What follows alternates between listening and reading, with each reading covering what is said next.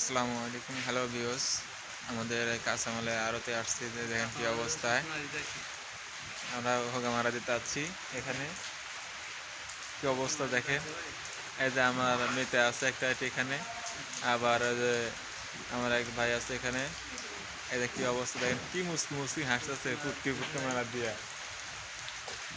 High রে, আর এই যে কী বৃষ্টি হচ্ছে ভাই, কোনো ব্যাপারই নাই। রাত বাজে এখন হলো 4টা, খাওয়া দাওয়া নাই, নাস্তার কোনো খবর নাই।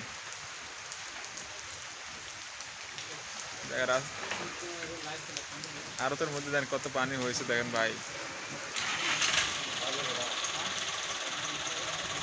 3:30।